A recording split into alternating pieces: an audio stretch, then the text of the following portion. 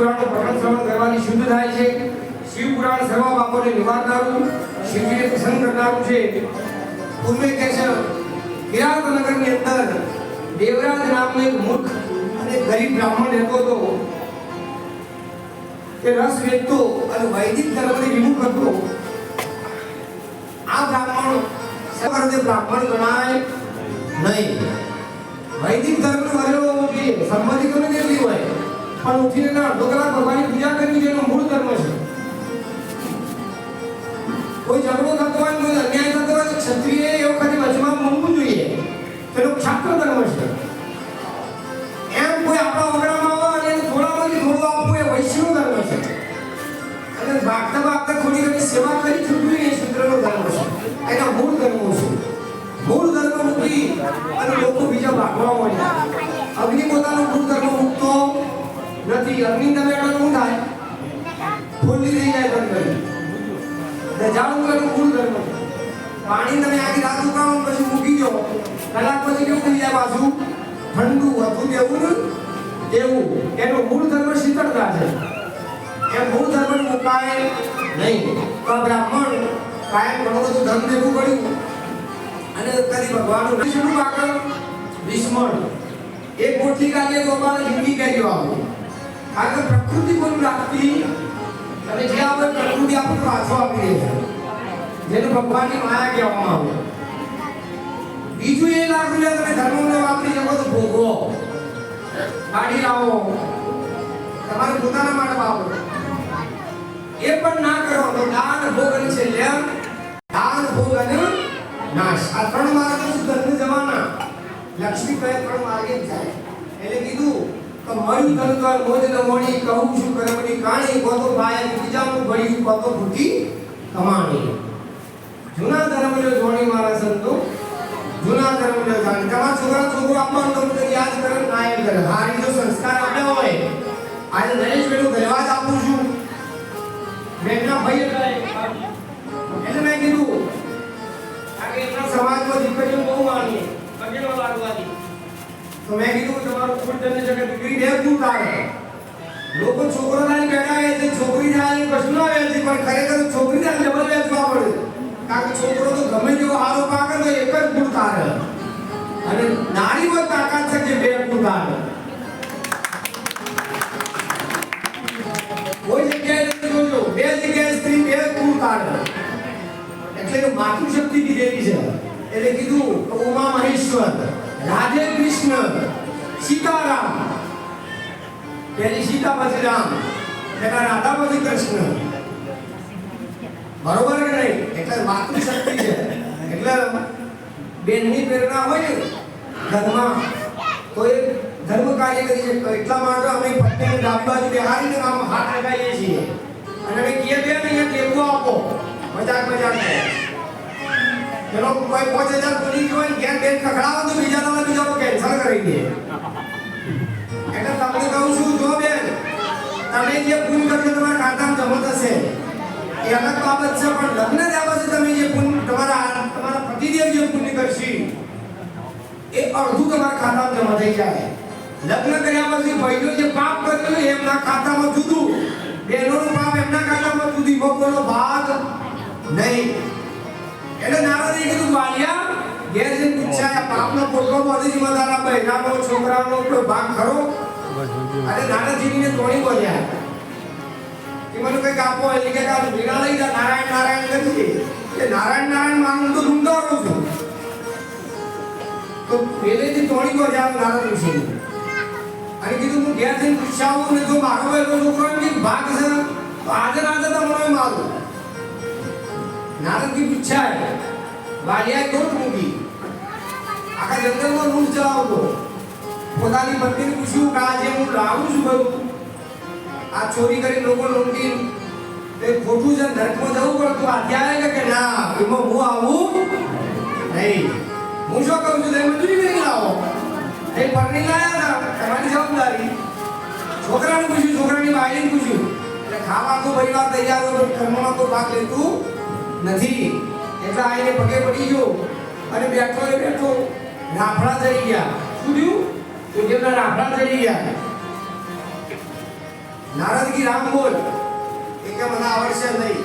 તો મારાનો ધંધો કરે છે મરા બોલ, તો રામ રામ રામ રામ રામ રામ મરાનું ઊંધું શું થયું? રામ થઈ ગયું. એટલે કીધું ઉલટા જાપ જગત જગ જાના વાલ્મીકી ભય બ્રહ્મ સમાના. રામાયણ લખી દીધી.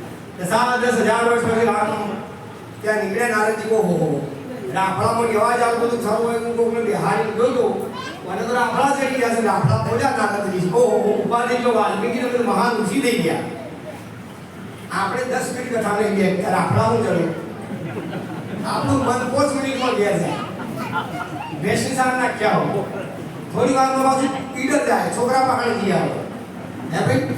આપણું મન છે કોણ હતો એટલે કીધું કે મન કે તરંગ માર્ગ में हो गया भजन, आदत बुरी सुधारने हो गया भजन.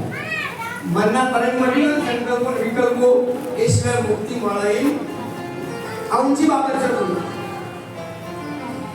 अगर संतों की भाषा से वेदों चाकू मारेगी ये वेद हम लाई वेद कहे से तो वेद है અને એક સંતોની ભાષા છે કે ચાલી મારેલી હોય સંત વગર ભૂલો નહીં. તો આપણો 3 માર્ગે લક્ષ્મી વપરાય એટલે જો નાવાથી શરીર શુદ્ધ થાય, ભગવાનની પ્રાર્થના કરવાથી આપણું મન શુદ્ધ થાય અને દાન કરવાથી આપણું ધન શુદ્ધ થાય. પછી તમારા ઘરમાં ખોટો પૈસો જાય નહીં. જે પૈસો દાનમાં વપરાય ને 10,000 વપરાય ને તો 40,000 રૂપિયા દવાખાનું આવતું ઊભું થઈ જાય ને એમ છે. એટલે તને આખી જિંદગી દાન કર્યું, નગલા બંધ સોનું ભગવાને ભેગું કરી કીધું ખા અને બીજા જન્મે અન્નનું દાન કરવા માટે શ્રી સકાશામાં અવતારી ગયો.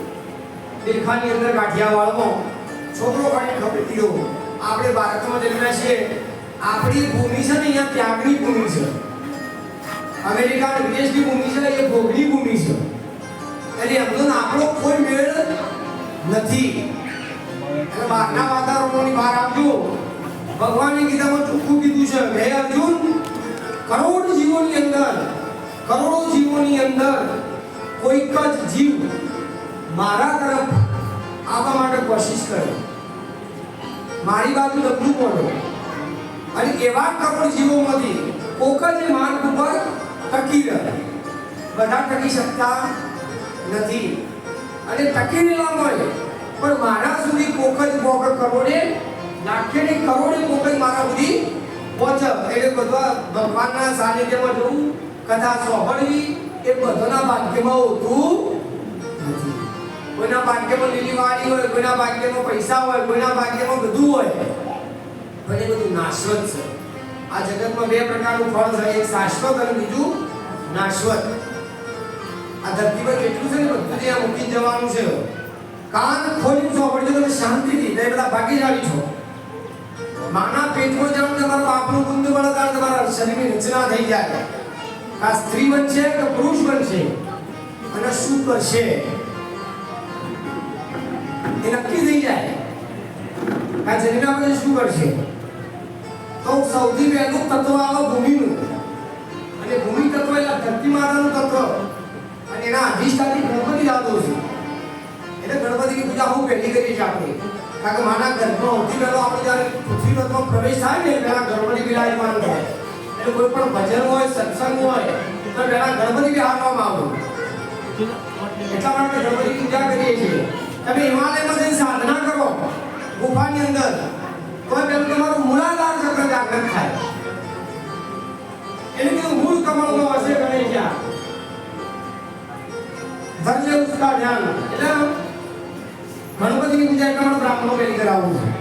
નવ મૂકવામાં આવું, ગોળ મૂકવામાં આવો, લોહ તત્વ હોય, પછી અગ્નિ તત્વ આવે, વાયુ તત્વ આવે, જળ તત્વ આવે, પછી છેલ્લે આકાશ તત્વ આવે. જે ભગવાન નારાયણનું તત્વ છે, 5 તત્વો છે. ગણપતિ પૃથ્વી તત્વના દેવ છે, ભગવાન શિવ અગ્નિ તત્વના દેવ છે, માં ભગવતી વાયુ તત્વની દેવી છે, નારાયણ આકાશ તત્વના દેવ છે. બધા લાયેલા છે. એટલે વાસુદેવમ જગત સર્વમ. આ જગતમાં જે કોઈ છે બધું વાસુદેવ જ છે, ભગવાન નારાયણ છે. તો આપણે 5 તત્વો લઈને ગુરુ લઈને જગત ઉપર આપણે જન્મ ધારણ કરીએ છીએ અને આપણે મૃત્યુ થાય ને એટલે બધો 5 તત્વો પણ હોય તત્વ હાથી આવતું નથી. આકાશમાં ઉડી જાય, અગ્નિ જતો રહ્યો, વાયુ જતો રહ્યો, જળ વરાળ થઈ પાણીમાં જતો રહ્યું અને માટી વધે ને એટલે માણસ જન્મ જેટલો વજન હોય એના મૃત્યુ પછી એટલો જ વજન એને રાખવાનો થાય, કારણ કે માટી વધી, બીજું બધું ઉડી ગયું. જો તત્વ હાથી ના લઈ જવાતું હોય, જે તમારે ભગવાને પ્રેઝન્ટ આપ્યું, તમે ફરી જન્મ પ્રકૃતિ વળી તમને પાછું આગળ આવતું બાળક જન્મ 2 કિલોનું ખાઈ 90 કિલોનો થાય માણસ, તોય પાછો મરી જાય છે. જો પ્રકૃતિનો તત્વ અહીં આ દેવો પડતો હોય તો બીજું તો કઈ હાથી આવે એટલે થોડું ઘણું કરજો.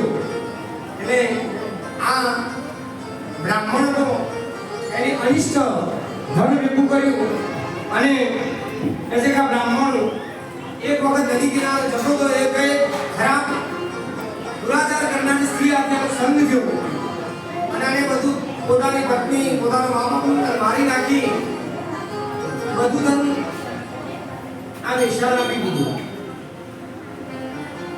પણ એક વખતના સમયે તો સંત કાશી જતો હતો અને આ લોકો જોડે થઈ ગયા અને એમ કરતા કરતા એક શિવ મંદિરમાં બ્રાહ્મણ બીમાર પડ્યો. એટલે કોઈ આ જગતમાં કોઈ પણ લેવા રહેતું નથી. સંત આગળ જતો રહ્યો, બ્રાહ્મણ ખૂણામાં તાવ આવેલો અને સૂઈ ગયેલો. પેલી શિવ કથા ચાલુ હતી. આ પડે શિવ કથા સાંભળતો હતો અને 7 દિવસ પૂરા થયા અને આ બ્રાહ્મણનું અચાનક મૃત્યુ થઈ અને મૃત્યુ પછી યમલોકમાં ગયો. યમના લોકમાં જતાની વેશ તો ભગવાન શિવના પાદર્શો આવી અને એને ઉપાડી ગયા અને શિવના આગળ એને ઊભો કરી દીધો. યમરાજે કીધું, ભગવાન આને તો ઘણો બધો પાપ કર્યો છે, ખૂબ પાપ કર્યો છે, અને પાપનો કોઈ પાર નથી, તો આને કેમ શિવલોકમાં તમે લઈ લો? એટલે એમને એવું કીધું, એને પાપનો ઢગલો કર્યો પણ છેલ્લે મૃત્યુ સમયે શિવની કથા સાંભળી એટલે એનો તમામ પાપો બળી નષ્ટ થઈ ગયા, એટલે શિવલોકની પ્રાપ્તિ થઈ. આપણી ભાગવતની અંદર એક ધુંધુકારીનો પ્રસંગ આવે છે.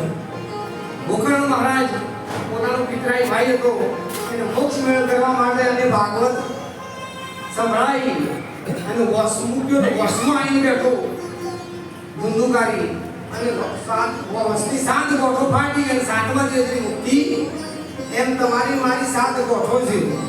આને જો નીટ બુદ્ધિ મુક્તિ થાય એમ કામ, ક્રોધ, લોભ, મોહ, મદની, મચ્છર અને અહંકાર, આટલા 7 ગોઠો જો સુધી નો તૂટે ત્યાં સુધી માનવની મુક્તિ થતી. એટલે ભગવાન શંકરાચાર્ય કીધું કે પુનરપી જન્મમ પુનરપી મરણમ પુનરપી જઠરી જયને શયનમ ઈ સંસારે ખલુ દુષ્ટારે રૂપિયા પાઈ પાહે મુરારે. તો આ બ્રાહ્મણ ભગવાન આખી જિંદગી એની પાપ કર્મ કરી છતાંય એની સદગતિ થઈ. એમ કોઈ પણ કથા આપણે સાંભળીએ એટલે આપણા કરેલા પાપો દૂર થાય. જો આ કળિયુગ છે, કળિયુગની અંદર લોકોનું મન ભગવાનમાં જશે નહીં. એને કીધું કે મંદિર સુને સુને હોકે ભરી ભરી હોગી મધુશાલા, मंदिर सुने सुने होगे मधु होगी मधुशाला, बेटी के संग बाप के संग बेटी नाचेगी. रामचंद्र कह गए सीधी सिया से ऐसा ऐसा कर चुकाएगा, रामचंद्र कह गए सिया से ऐसा कर चुकाएगा, हंस चुकेगा दाना कौवा मोती खाएगा. धर्म भी होगा कर्म भी होगा, धर्म भी होगा कर्म भी होगा, लेकिन शर्म नहीं होगी. बात बात में बेटा बाप को आंख दिखाएगा.